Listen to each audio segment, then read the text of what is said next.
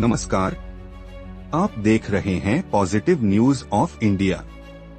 धर्म संस्कृति संगम के राष्ट्रीय संयोजक और आरएसएस के राष्ट्रीय कार्यकारिणी सदस्य इंद्रेश कुमार ने गयाजी के बुद्धिजीवी वर्ग से सीधा संवाद किया है।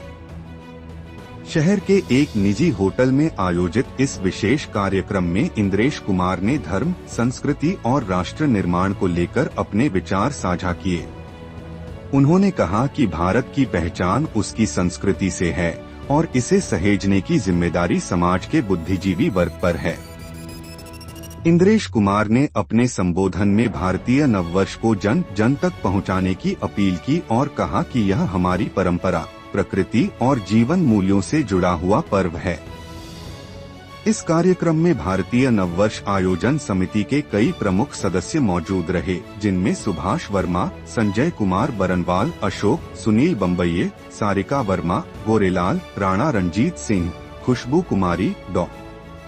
रूबी बोल, सुनीता पुरी और सुषमा कुमारी प्रमुख रूप से शामिल रहीं। कार्यक्रम के दौरान धर्म और संस्कृति के संरक्षण, सामाजिक समरसता और राष्ट्रवादी सोच को मजबूत करने पर गहन चर्चा हुई।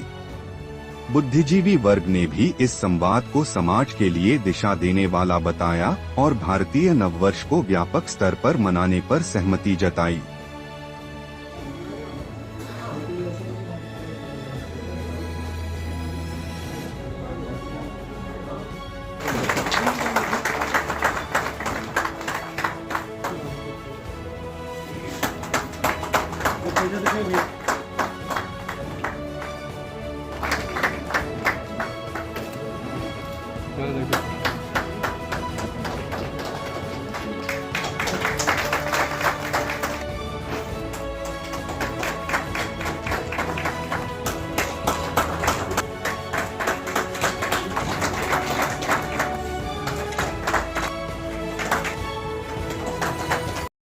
आज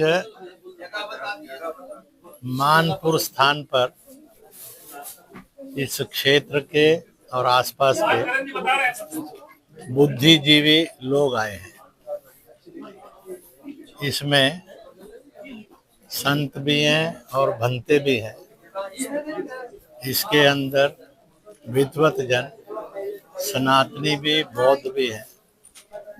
इसके अंदर महिलाएं और पुरुष भी अधिक संख्या में है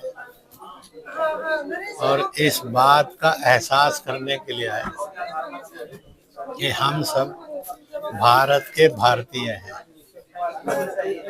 हमारे पास पूजा पद्धतियां अलग अलग हैं।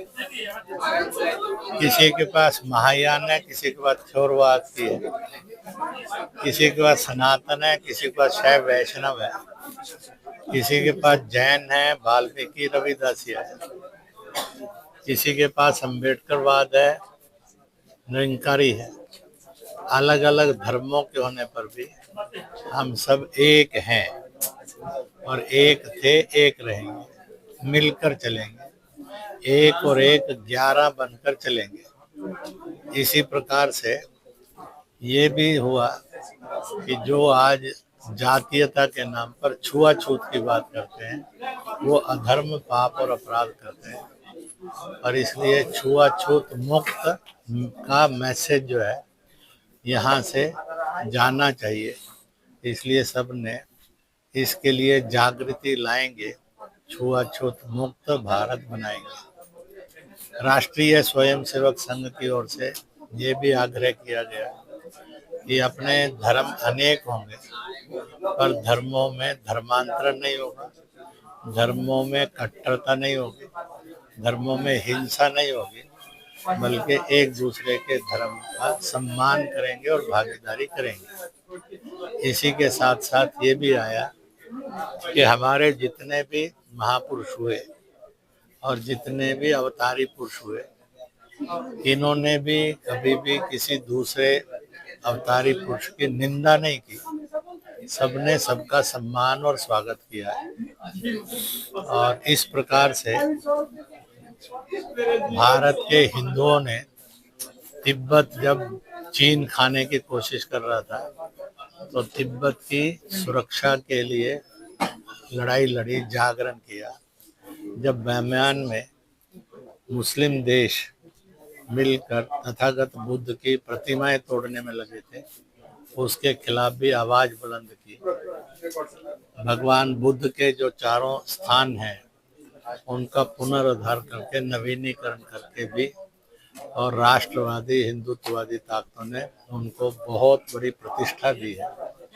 पूज्य बाबा साहब अम्बेडकर के पांचों स्थानों को नवीनी करके एक विशाल और उस रूप में खड़ा किया जिसके कारण वह दर्शनीय हो जाए, प्रेरणादायी हो जाए, ये भी किया है।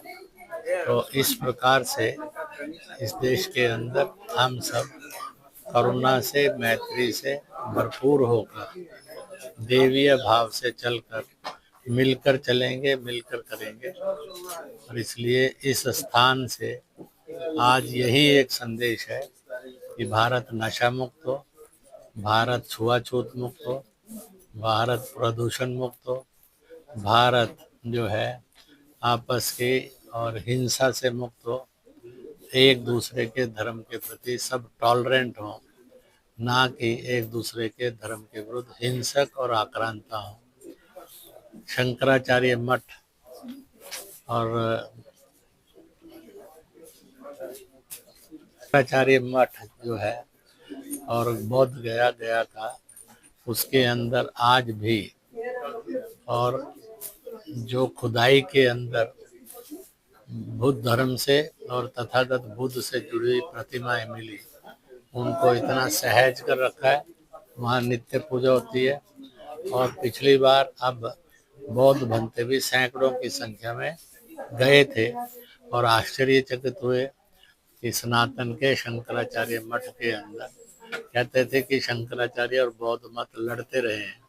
लोगों ने देखा कि एक दूसरे का सम्मान करते हुए शंकराचार्य मठ दिखाई दे रहा है, तो उनको बहुत आश्चर्य हुआ।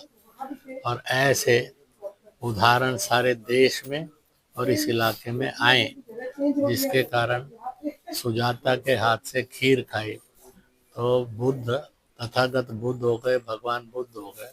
शबरी के हाथों फल खाए तो राम, भगवान राम हो गए। ऐसा भारत बनाएंगे, इसका संकल्प सबने लिया।